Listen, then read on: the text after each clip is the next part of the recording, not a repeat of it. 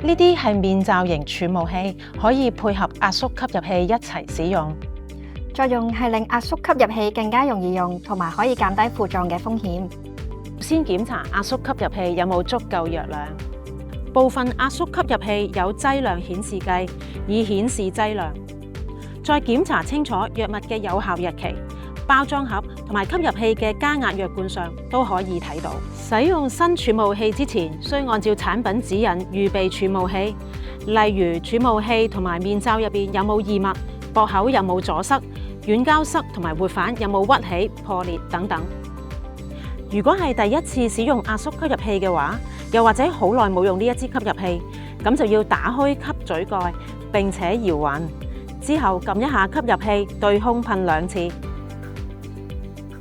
預沖好之後，先至正式使用。完成後就可以開始用面罩型儲物器吸藥啦。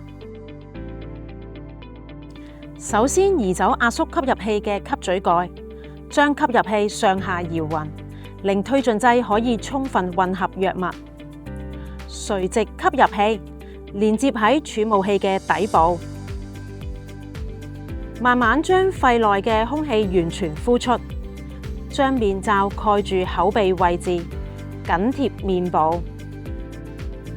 撳一下吸入器，慢而深咁一口氣吸入藥物，拎開儲物器，閉氣10秒或者自己可以忍受嘅最長時間，之後回復正常呼吸。如果閉唔到氣，面罩蓋住口鼻位置，撳一下吸入器，自然呼吸至少5次。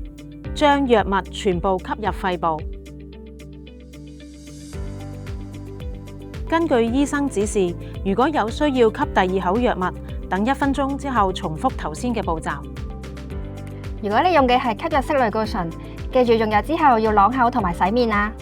以上就係使用面罩型儲物器正確使用示範。嚟緊我哋會講解常見嘅錯誤同埋注意事項。如果使用之前冇上下搖勻，就會減少吸入器釋出嘅藥量，同時會影響你病情嘅控制㗎。如果撳吸入器之後太早或者係太遲先至吸入藥物，就會影響到冇足夠份量嘅藥物進入肺部。以下係使用面罩型儲物器嘅注意事項，記住上下搖勻藥物。將面罩蓋住口鼻位置，緊貼面部，緩慢而深咁吸入藥物，同埋閉氣10秒，或者自然呼吸至少5次。吸第2口藥物之前要等1分鐘。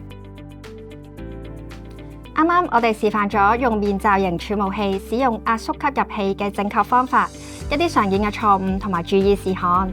如果你哋對使用面罩型儲物器有任何疑問，請向醫護人員查詢。